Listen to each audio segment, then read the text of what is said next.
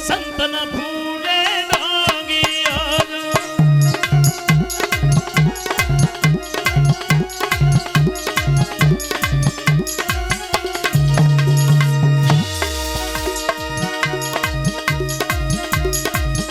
जब पिता हमारे पार ब्रह्म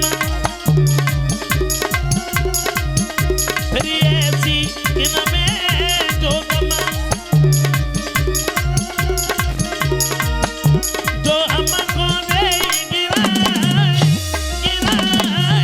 तुम संत न भूले डोंगी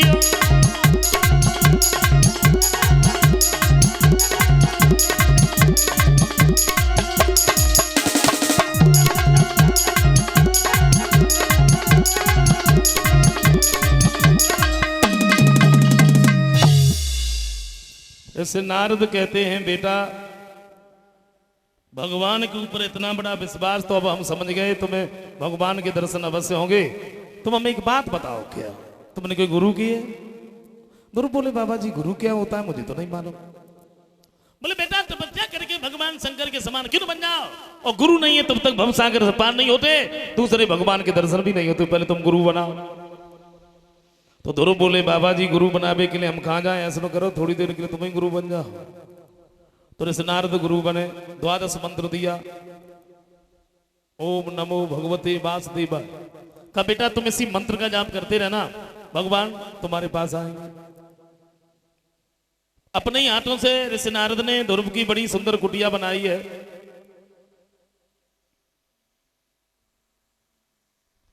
बड़ी सुंदर कुटिया यमुना के किनारे हुआ क्या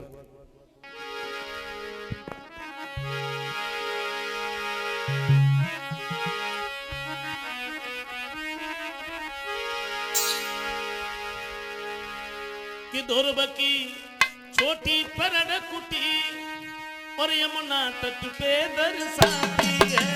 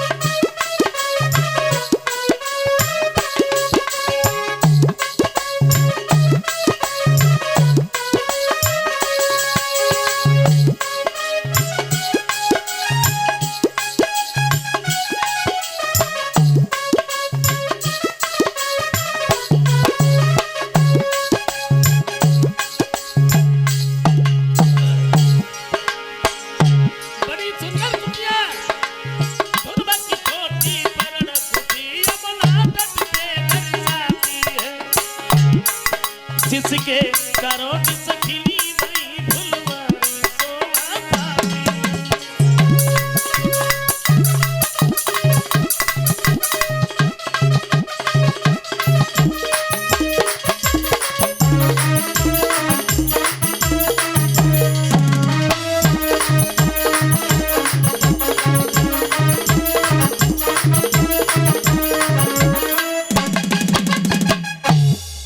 बड़ी सुंदर कुटिया भगवान की तस्वीर को भी बताया है। ध्रुव ने उसी तस्वीर को अपने हृदय में बसाया। नारद तो वहां से चले गए। ध्रुव इधर तपस्या में लीन हो गए। 3 दिन तक ध्रुव यहीं बैठे रहे। 3 दिन के बाद में जब इनके नेत्र खुले तो क्या देखा है सामने फल पड़ा है। उस फल को उठाया खाया जल पिया बैठ गए। 5 दिन हो गए। 5 दिन के बाद में फिर फल को देखा खाया बैठ गए। 12 दिन हो गए। उसके बाद में ध्रुव ने ना ही तो फल खाया नहीं जल पिया। ऊपर को हाथ कर लिए श्वास को खींच करके ब्रह्मांड में रोक दिया। और जब ध्रुव ने श्वास लेना ही बंद कर दिया तो कोहराम मच गया।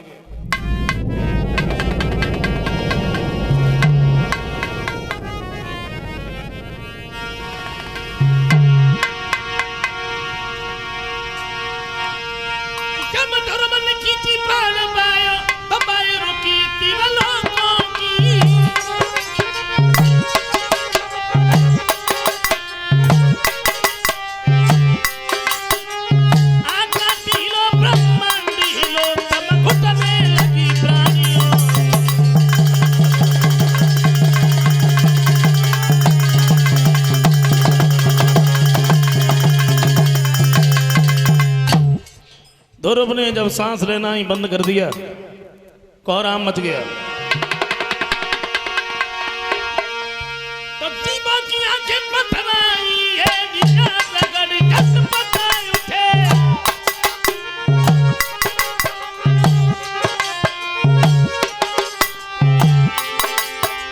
इली उठा इंद्र को इंद्रासन, जलवाती थी दिल मिलाओ।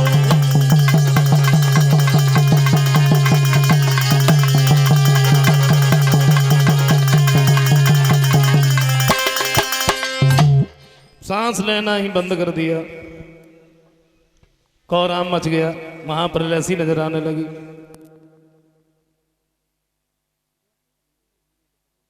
विष्णु भगवान शेष की सैया पर विराजमान थे, शेष के मुंह से झागर निकलने लगी। तो सोचा ये क्या हो रहा। नारद सामने पहुंच गए, बोले प्रभु आपको नहीं मालूम, जरा सा बालक तपस्या कर रहा है, आप वहां क्यों नहीं जाते, उसे दर्शन क्यों नहीं देते। भगवान सामने पहुंच गए, क्या देखा, ध्रुव ऊपर को हाथ की खड़े, आवाज लगाई बेटा ध्रुव आंखें खोलो, मैं आ गया हूं। लेकिन ध्रुव ने नेत्र नहीं खोले। क्यों? क्योंकि भगवान की तस्वीर को ध्रुव अपने हृदय में बसाए। भगवान ने उस तस्वीर को ही खींच लिया। आज ध्रुव हाय पिता कहकर के जमीन पर गिर पड़े, उससे पहले ही गोद में उठा लिया। और जैसे ही भगवान को देखा, आंखों से आंसुओं की धारा बहने लगी। पिताजी आप कितने निर्दयी दिल के हो, तुमने कभी यही नहीं देखा हमें और हमारी माता को अच्छा भोजन नहीं मिलता है। भगवान कहते बेटा सच बात तो ये है, अगर तुम्हें और तुम्हारी माता को अच्छा भोजन मिलता तो शायद तुम मेरा भजन करने इस जंगल में नहीं आते। विद्वानों का ये कहना है कि भगवान को दो ही प्राणी भजते हैं, पहले वो जो पूर्ण ज्ञानी होते और दूसरे वो जो दुनिया भर के सताए हुए होते, जिनका किसी भी जगह पर कोई सहारा नहीं लगता, अंत में फिर भगवान की याद आती है। नहीं, हम ये नहीं कहते कि लोग भगवान को नहीं मानते, सब लोग मानते हैं, हाँ, लेकिन एक देवता के आगे सारे देवता फेल हैं, और वो है पेट देवता। सब देवता फेल है। परमात्मा ने शरीर बड़ा सुंदर बनाया, बड़े सोच समझ के। अब देखो कमी भी नहीं कहनी चाहिए, क्योंकि पेट ना होता तो कुछ भी नहीं होता।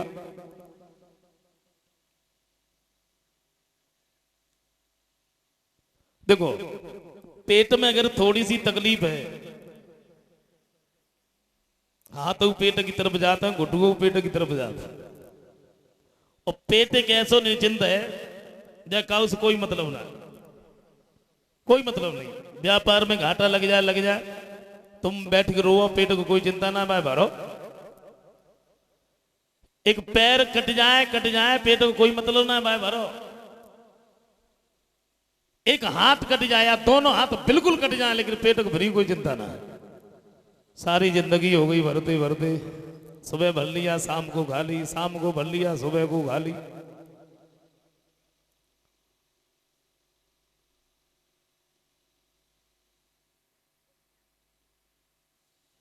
कहा बेटा ऐसा करो, तुम हमसे वरदान मांग लो। बोले जब आप ही हमारे सामने बैठे हो तो फिर मांगने के लिए रहे क्या गया।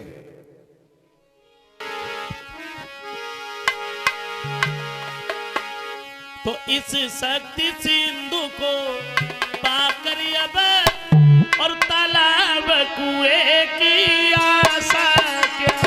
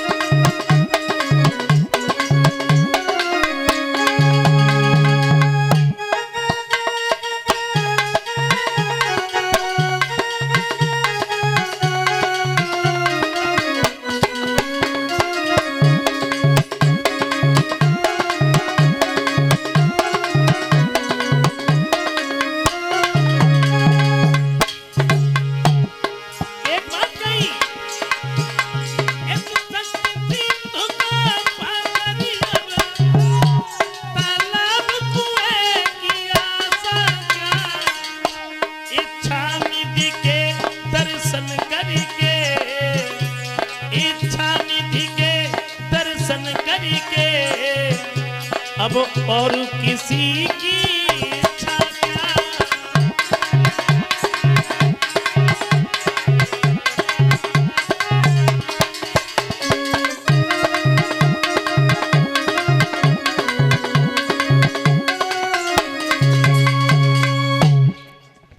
बोले जब आप ही हमारे सामने बैठे हैं, जब हमने समुद्र को पा लिया हो तो तालाब और कुआं हम क्या मांगे। आपके दर्शन से हमारी सारी इच्छाएं पूर्ण हो गई। अब बताइए दूसरी इच्छा कौन सी प्रकट करे, मुझे कुछ नहीं चाहिए। भगवान कहते बेटा अगर तुम नहीं मांग रहे हो तो हम तुम्हें अपनी तरफ से दे रहे हैं। हम तुम्हें वो लोक दे रहे हैं जिस लोक के लिए देवता राक्षस हमेशा आपस में लड़ते रहे, झगड़ते रहे, उन्हें वो लोक नहीं मिला जो आज ध्रुव तारा के नाम से पुकारा जाता है। वैसे वैज्ञानिकों का तो ये कहना है ग्रह और भागवत का ये प्रमाण है, ये वही लोग है जो आज भी अपनी जगह पर अटल है।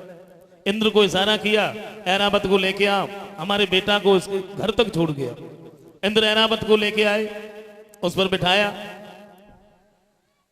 गांव की तरफ जब गए, गांव के व्यक्तियों ने जब ये सुना है कि ध्रुव को भगवान के दर्शन हो गए और ये लौट के आ रहे हैं, तो ध्रुव को देखने के लिए भागे, देखने के लिए दौड़े।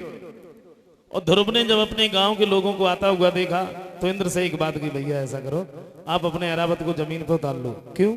बोले हमारे बुजुर्ग लोग पैदल चल रहे हैं, हम ऐरावत पे बैठ के जाएं, ये अच्छा नहीं लगता। वैसे ध्रुव की कोई उम्र तो ज्यादा थी नहीं, लेकिन शिष्टाचार का कितना बड़ा गया। अब तो शिष्टाचार की कुछ कहो ही मत,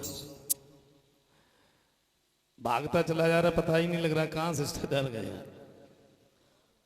वैसे बड़ों का सम्मान करने से, बड़ों को प्रणाम करने से 4 चीजें बढ़ती हैं, ऐसा भागवत में बताया।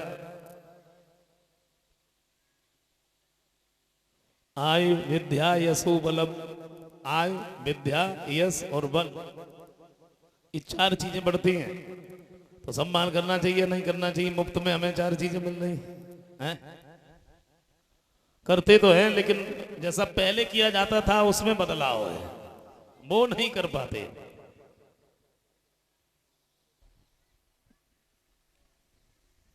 अच्छा, बदलाव तो दिन प्रतिदिन हो रहा है। पढ़े लिखे हो गए लोग, हम ये नहीं कहते कि आप पढ़ाई लिखाई मत करो, नहीं, पढ़ना बहुत जरूरी है, बहुत जरूरी पढ़ना है। बच्चों को अच्छी सी अच्छी शिक्षा दो।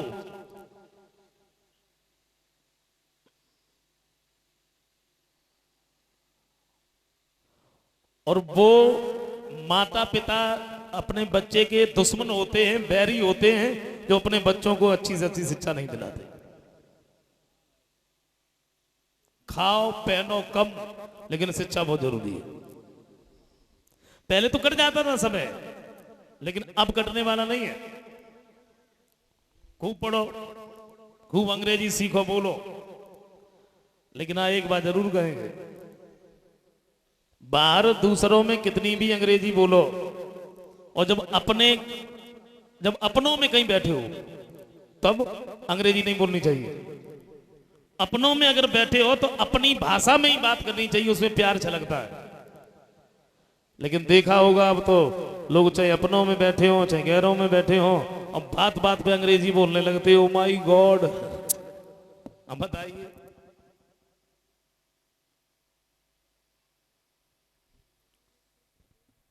बदलाव तो है।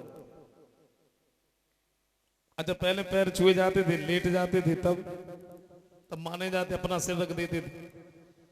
धीरे धीरे बदलाव हो गया। थोड़ी कहां तो सर दूसरे की पानम करते फिर बिना मतलब में हाथ छुए के माथे से लगाए उठे, जे नियम चलत रहो। फिर परियां छुए के छाती से लगाए उठे। अब तो बिल्कुल ही ठीक है। देहात में आज भी अच्छा है, शहरों में देखना बड़ी बड़ी पार्टियां, उसमें देखो परियां लोग पहुंच गए तो पहुंच गए, ना एक दूसरे को पेट ही छू लेता है। हाँ,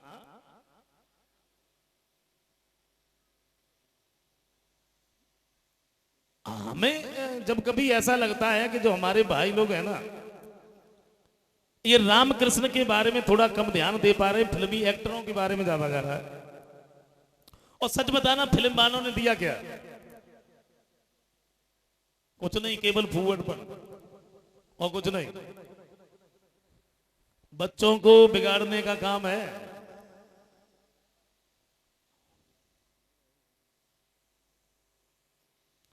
और अब तो सबसे ज्यादा अगर बिगाड़ने का काम करता है तो केवल मोबाइल है।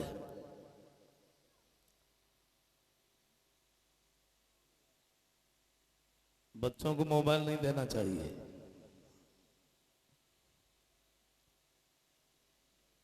अच्छा, मैं उस दिन एक ये कह रहा था, मैंने कहा देखो बच्चों को मोबाइल नहीं देना चाहिए, कम उम्र के मोबाइल जो है वो नहीं चलाना चाहिए, उनको ठीक नहीं रहता है।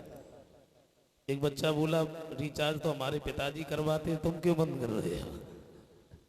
तुम्हें क्या मतलब? मैंने कहा अभी तुम्हें बुरा लग रहा है, अभी ये बात तुम्हारी समझ में नहीं आएगी क्योंकि वो उम्र ही नहीं है। जब तुम और बड़े हो जाओगे, जब तुम्हारे बच्चे होंगे, तब तुमको मालूम पड़ेगा कि मैं ठीक कह रहा था या गलत कह रहा था।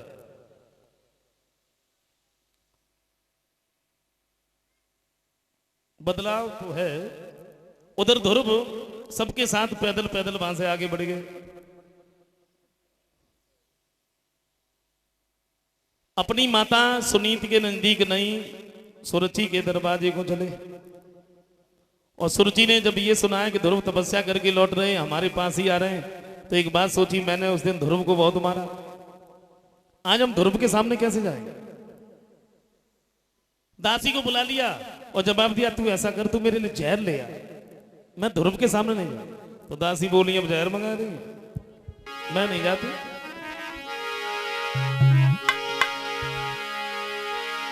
तो पहली लाला को तुमने मारो, अब जहर मंगाई रही है और छुटने रहे कालो चरोई के कहा छुटाई रही।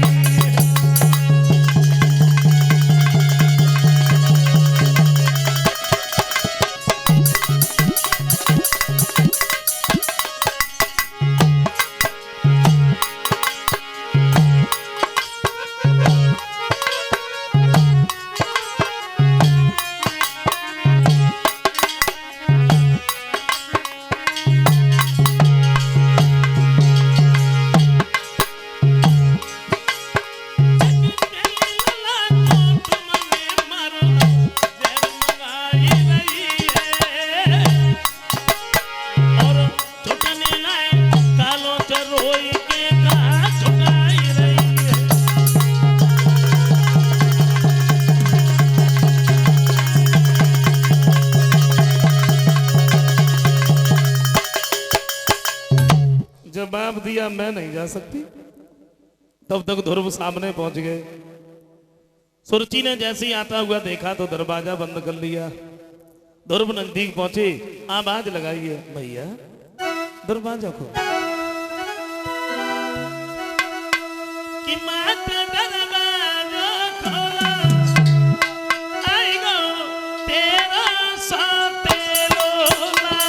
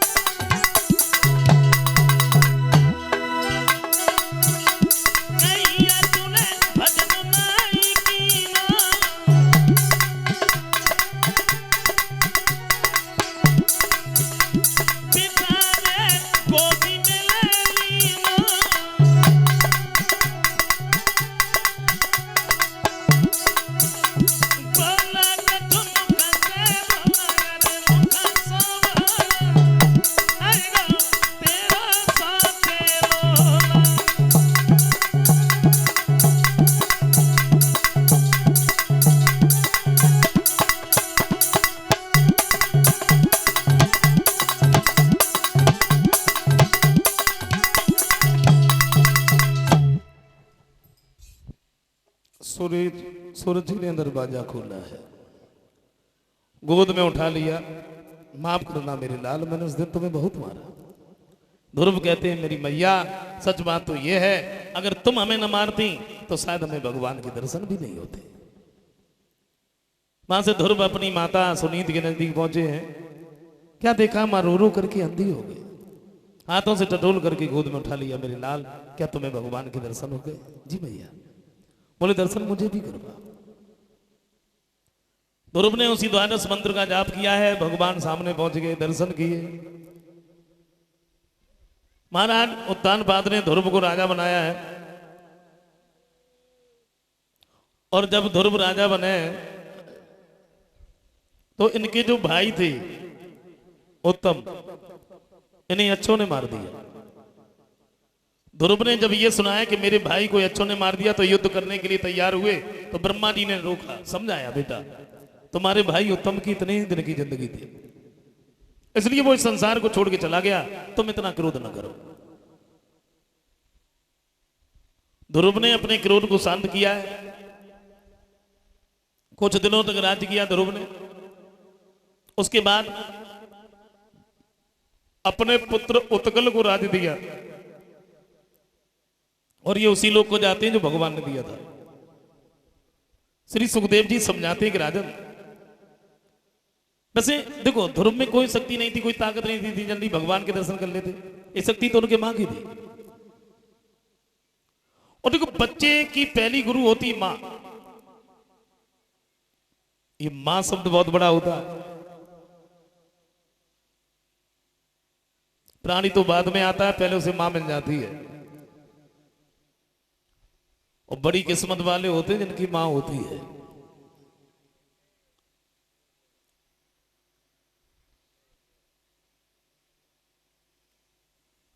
मां अगर चाहे तो अपने बच्चे को राज सिंहासन पर बिठा दे, मां अगर चाहे तो अपने बच्चे को गधे पर भी बैठने के लायक ना छोड़े।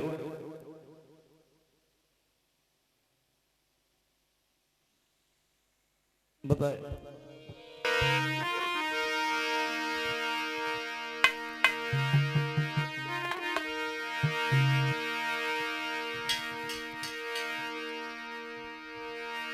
कभी कहते कि मां के समान सारा में कोई गुरु नजर नहीं,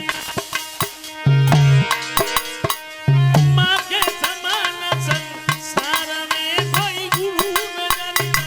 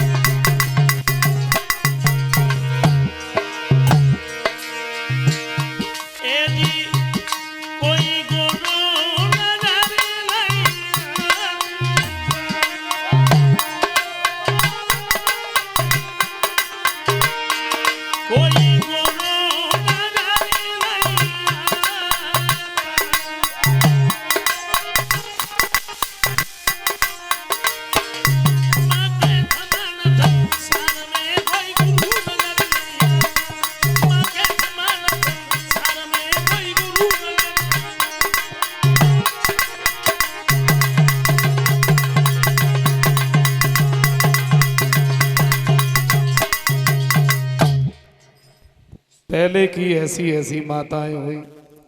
पत्ते मुंह पे मोमबत्ती की फैक्ट्री चल रही है, कोई मतलब ना।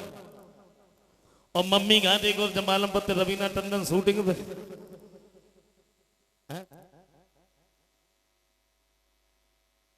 देखो घर भी स्त्रियों के हाथ में होता है। स्त्री अगर चाहे तो अपने घर को बना ले, चाहे तो बिगाड़ दे।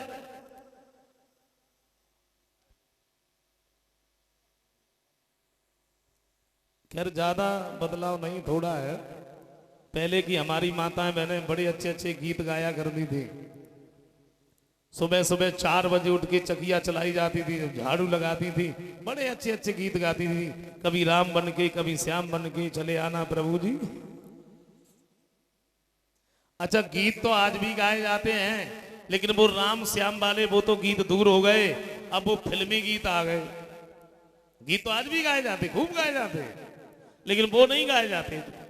झाड़ू लगाने वाला अलग गीत है, खाना बनाने वाला अलग, फिल्मी ये नहीं। राम श्याम तो दूर हो गए, फिल्मी गीत।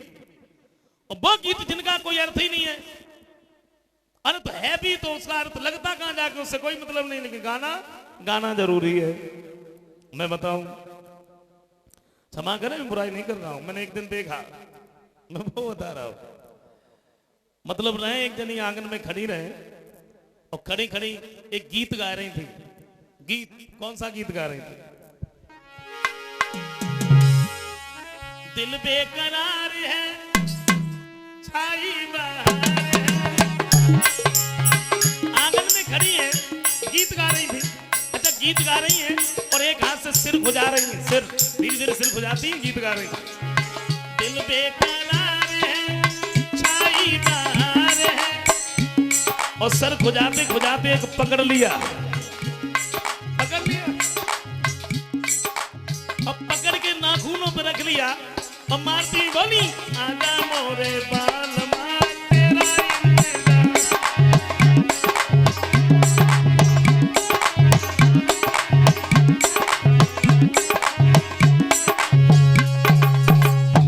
नहीं, ऐसा नहीं होना चाहिए। फिल्मी गीत नहीं। पहले की जो हमारी माताएं बहनें गाती थी, भाई अब देखो करें क्या, हमारे भाई भी बदल गए। मैं जब छोटा था तो पहले शाम को लोग अंताक्षरी खेला करते थे, और अंताक्षरी में रामायण की चौपाइयां बोली जाती थी। रामायण की चौपाई,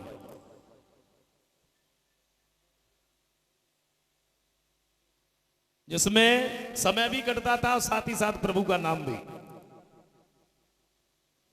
अंताक्षरी आज भी खेली जाती है, लेकिन वो रामायण की चौपाइयां तो किसी को याद रही नहीं। अब फिल्मी गीतों से खेली जाती, फिल्मों पर ही आधारित हो गए।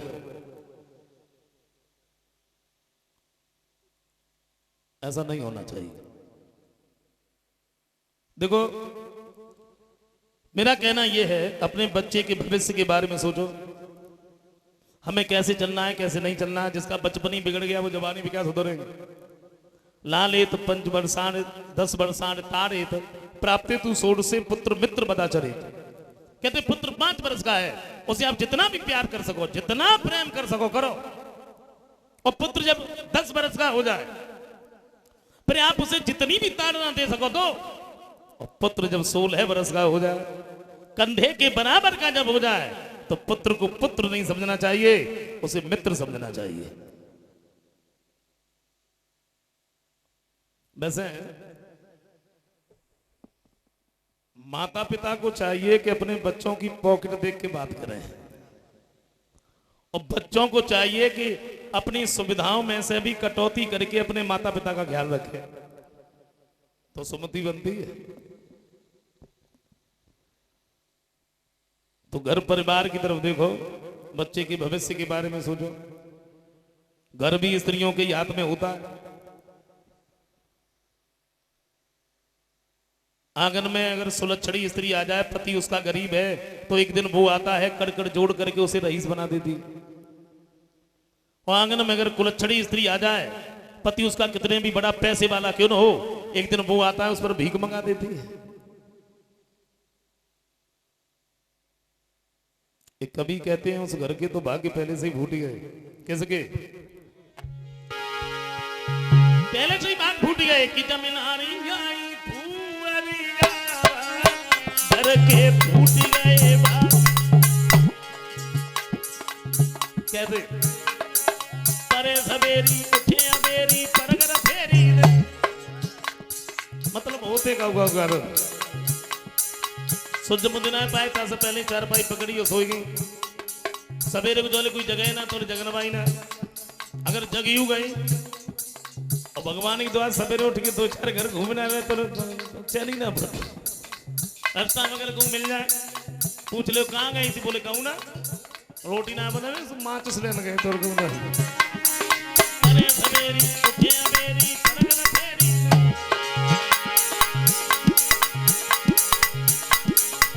और होटल निकल को मारे पति को गानी तेज में अरे फूरिया घर के फूट गए।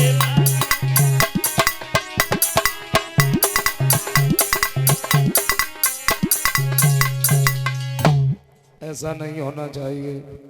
अपने घर परिवार की तरफ देखो, बच्चे के भविष्य के बारे में सोचो। आइए बोल लेते एक छोटा सा कीर्तन, सब लोग बोलेंगे बड़े प्यार से।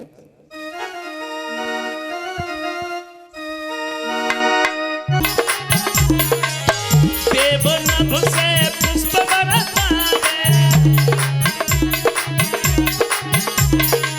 हो सहे तीनों माई की राम जी की बजती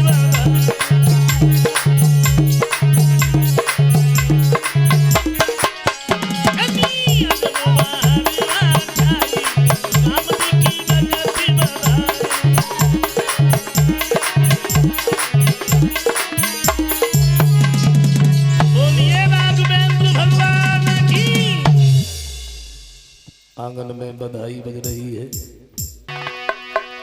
तो सजी सजी कर से जय सकल सजनी, और यहाँ पहुंची मंगल साजी लिए।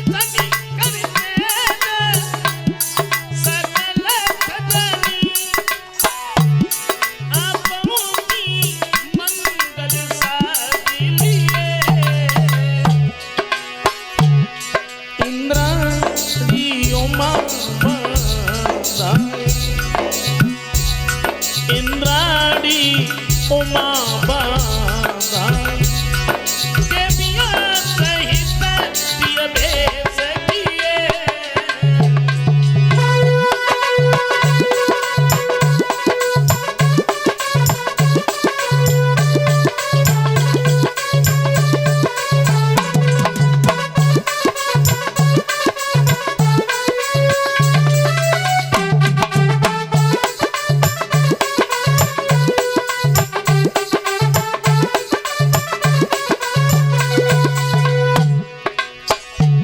देवियां और देवता वेश बदल बदल करके आती है प्रभु श्री राम के दर्शन करने के लिए। भोले बाबा ने देखा कि अवतार हो गया, हुआ क्या?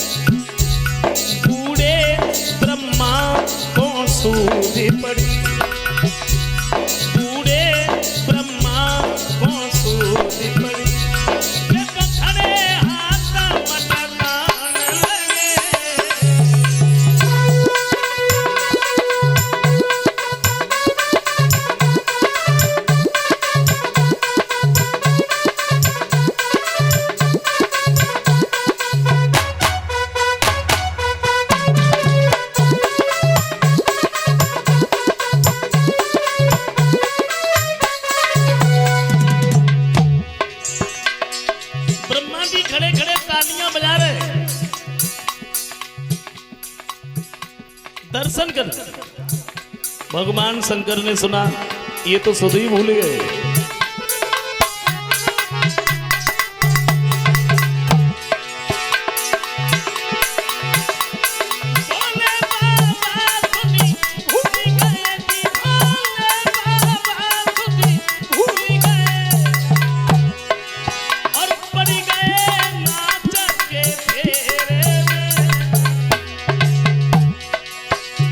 डमरू उठाया, नाचने लगे, बन गए नाच के फेरे में। मंजेश कुमार इत किलकिरहो, मंजेश कुमार इत किलकिरहो, का सुर मंडल के घेरे में।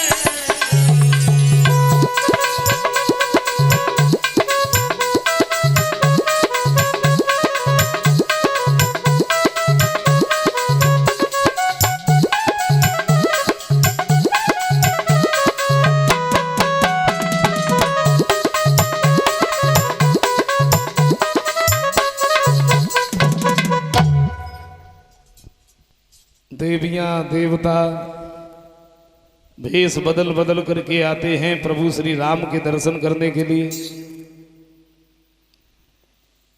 श्री राम का ही नहीं बल्कि घर में 3 रानियों से 4 पुत्र पैदा हुए। अब तो महाराज दशरथ की खुशी का और ठिकाना नहीं रहा। सोच रहे काम एक बच्चे को तरस रहे थे, आज हमारे घर में 4 बालक हैं। 6 दिन के बाद में चारों भाइयों की छठी हुई, फिर इनके नाम रखवाए गए। कौशल्या के राम, कैकेयी के भरत, सुमित्रा के लक्ष्मण और शत्रुघ्न। प्रभु श्री राम के जन्म की खुशियां मनाई जा रही हैं।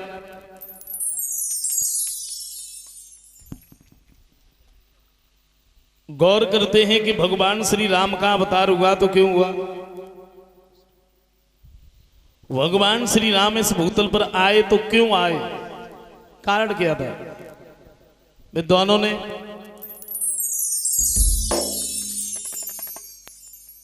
अनेकों मत लिखे, किसी ने कुछ बताया, किसी ने कुछ बताया। गोस्वामी तुलसीदास जी ये कहते हैं कि भगवान के अवतार की कोई तिथि या तारीख निश्चित नहीं होती।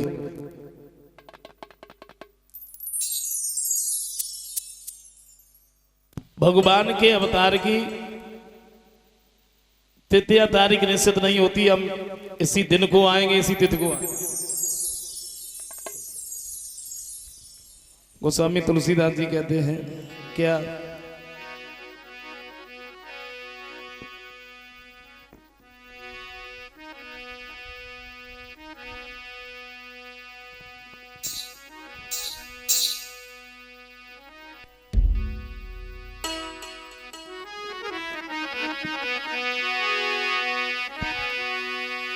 वो ये कहते हैं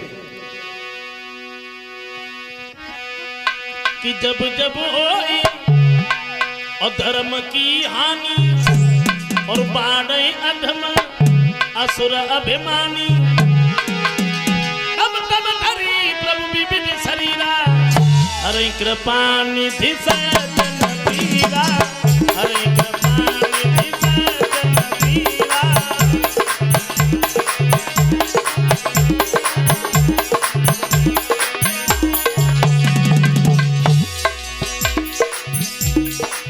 गोस्वामी तुलसीदास जी कहते हैं कि भगवान के अवतार की कोई तिथि या तारीख निश्चित नहीं होती है।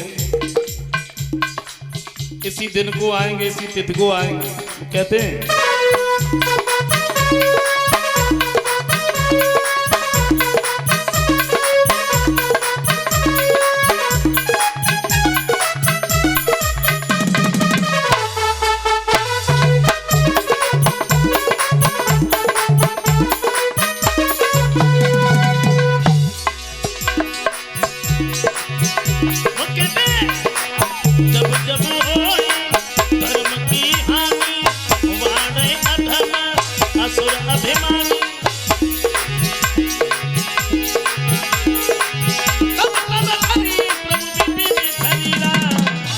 कृपा निधि सजन पीरा।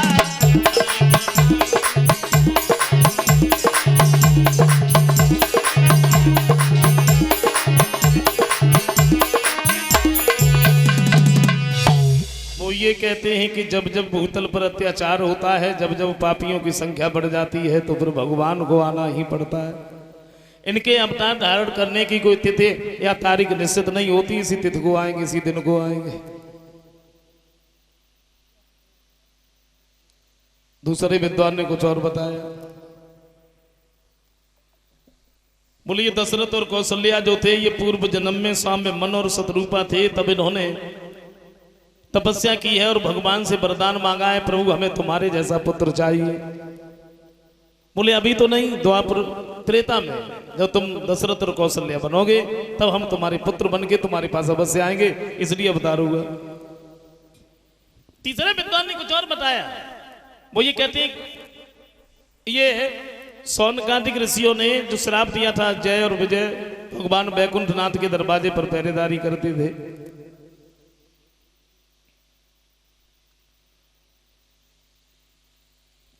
भूतल पर 3 जन्म तक राक्षस बनोगे। पहले जन्म में हिरणाक्ष हिरण्यकश्यप बने, दूसरे जन्म में रावण और कुंभकर्ण बने, तो इनका उद्धार करने के लिए भगवान श्री राम का अवतार हुआ। चौथे विद्वान ने कुछ और बताया। बोले ऋषि नारद ने नारायण भगवान को श्राप दिया। अब नारद ने नारायण भगवान को श्राप क्यों दे दिया? क्योंकि नारद तो हमेशा नारायण नारायण ही कहते रहते थे, सुबह शाम 2400 घंटे, और फिर उन्हीं भगवान को श्राप दे दिया। अब संक्षेप में गौर करते हैं। एक बार ऋषि नारद हिमालय पर्वत पर घूमने के लिए गए। क्या देखा?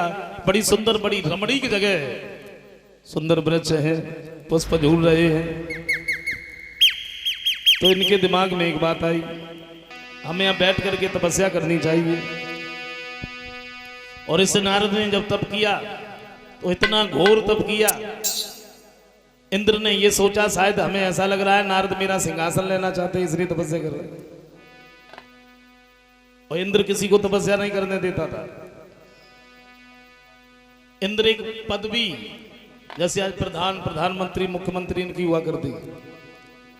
इंद्र का नाम इंद्र नहीं था, इंद्र का नाम था मलद्रव। पहले ये वोट नहीं पड़ा करते थे, पहले जो तपस्या में सफल हो जाता था उसे इंद्र की पदवी दी जाती थी। कुर्सी के लिए अब ऐसा ना, बहुत दिन पहले से ही झगड़ा चलो आए रो। गोस्वामी तुलसीदास जी कहते हैं कि सुना सी रमन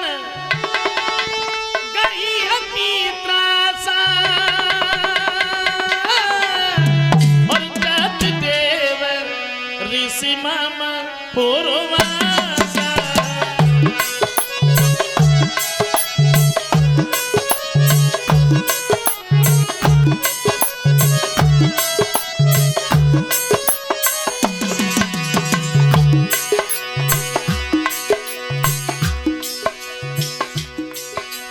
वो ये कहते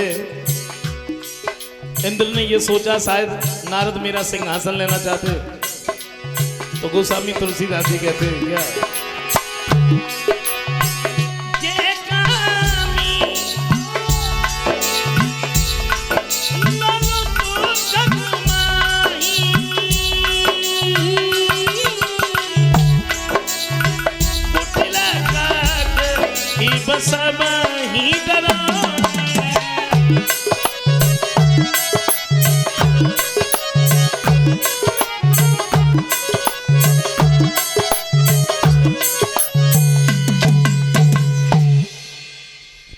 ये सोचा नारद मेरा सिंहासन लेना चाहते हैं, इसीलिए तपस्या कर रहे हैं।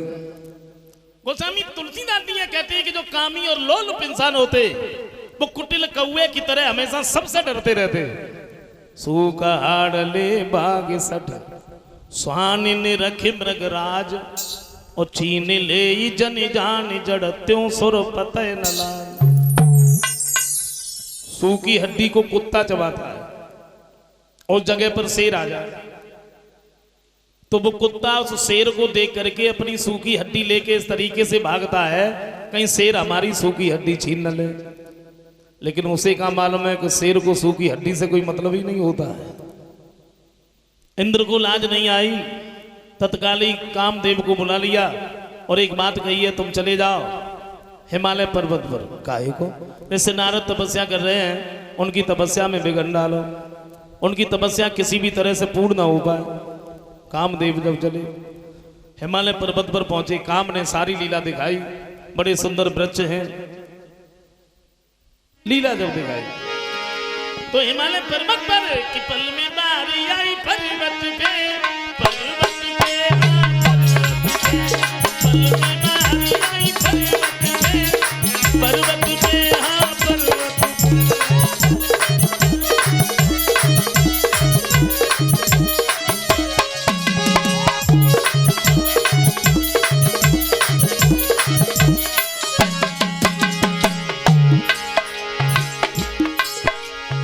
कामदेव ने जब अपनी लीला दिखाई,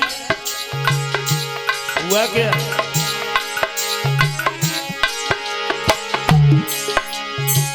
अरे अरे बनिए जब बहार, धीमे धीमे पड़ रही मस्त फुहार।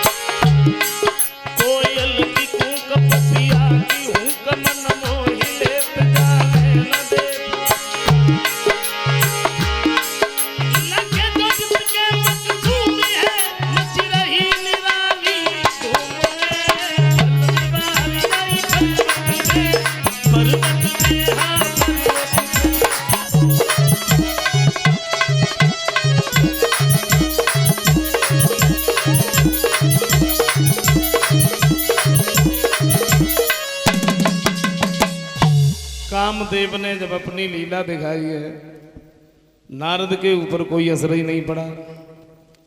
और जब कोई असर नहीं पड़ा तो कामदेव वहां से निराश होकर के लौट गए। इंद्र को जाके सारी बात बताई, माफ करना हमें से नारद को तपस्या से नहीं दिखा पाए। और इधर नारद की जब आंख खुली तो बड़ा अभिमान हो गया। अभिमान क्या हो गया? अभिमान ये हो गया, मेरे समान दुनिया में कोई महात्मा है ही नहीं, मैंने तो कामदेव को जीत लिया, मैं तो बाल ब्रह्मचारी हो गया अभिमान। और इसी अभिमान को लेकर ऋषि नारद कैलाश पर्वत पर पहुंच गए, भोले बाबा के नजदीक। और भोले बाबा ने जैसी देखा तो बिठा लिया। आओ नारद, बड़े दिन में आए, कहाँ रहे अभी तक? नारद कहते प्रभु आपको नहीं मालूम? नहीं तो अब मेरे समान कोई महात्मा है ही नहीं। क्यों? क्योंकि मैंने कामदेव को जीत लिया, मैं तो बाल ब्रह्मचारी हूं। भोले बाबा समझ गए इन्हें अभिमान हो गया। एक बात कही देखो नारद, तुमने जब बात हमसे कही सो कही, लेकिन कहूं ब्रह्मा जी से जाके नहीं कहना। नारद ने तत्काल ही बीड़ा उठाया, ब्रह्मा जी के पास पहुंच गए। वह बात ब्रह्मा जी ने समझाई, बोले हमसे कहा तो कहा, लेकिन कहीं विष्णु से नहीं कहना। तो नारद बोले क्यों नहीं कहेंगे? कोई चोरी की है मैंने, कोई कत्ल किया है, मैंने कामदेव को जीता है, मैं बाल ब्रह्मचारी हूं। क्या ऐसा बैठा महात्मा समझते हो? वैसे थोड़ी बहुत देर और बैठते, फिर बिल्कुल नहीं बैठे। तत्काल ही विष्णु भगवान के नजदीक पहुंचे और भगवान ने चेहरे की तरफ देखा तो देखते ही समझ गए इन्हें अभिमान हो गया। बैठने के लिए कह दिया, आप नारद बैठो। बड़े दिन में आए। नारद कहते प्रभु आपको भी नहीं मालूम? नहीं तो क्या नहीं मालूम? बोले मैं हिमालय पर्वत पर तपस्या कर रहा था। अच्छी बात है, लेकिन एक बात और नहीं मालूम आपको? क्या? मेरे समान अब दुनिया में कोई महात्मा नहीं है। काहे? मैंने कामदेव को जीत लिया, मैं बाल ब्रह्मचारी हूं। भगवान कहते देखो नारद, महात्माओं के लिए कामदेव जीतना कोई बड़ी बात नहीं होती है, और तुमने जीत लिया तो तुम कहते काहे को? नारद नहीं माने तो भगवान ने सोचा इन्हें अभिमान हो गया, और भक्तों का अभिमान दूर करना मेरा काम है।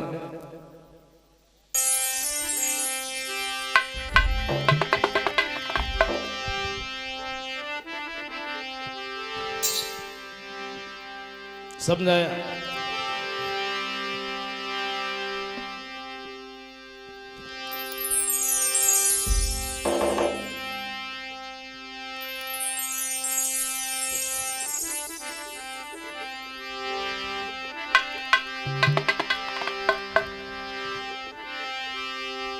हुआ क्या?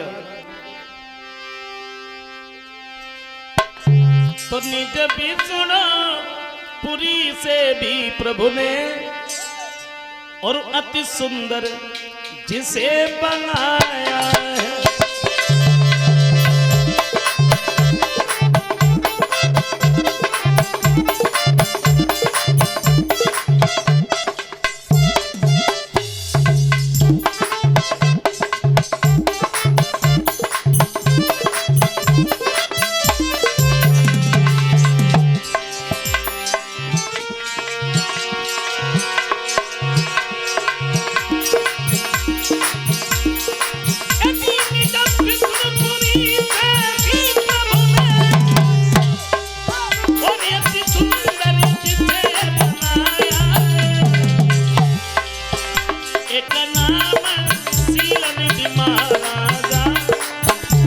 जिसमें भगवान बसाया।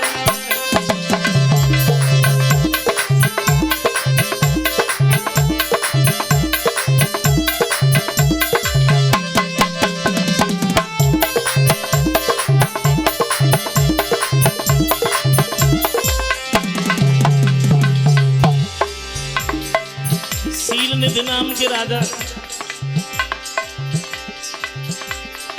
शील निधि के घर में, इनके घर में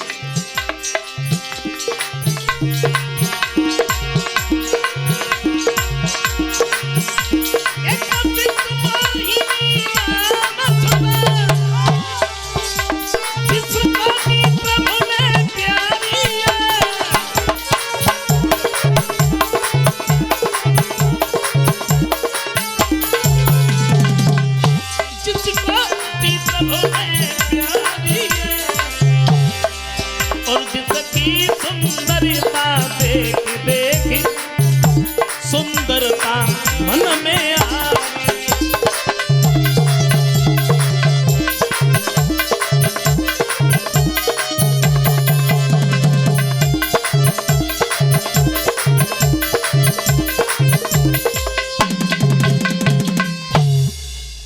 शीलनिधि नाम के राजा शीलनिधि के घर में विश्वमोहिनी नाम की बड़ी सुंदर बेटी है।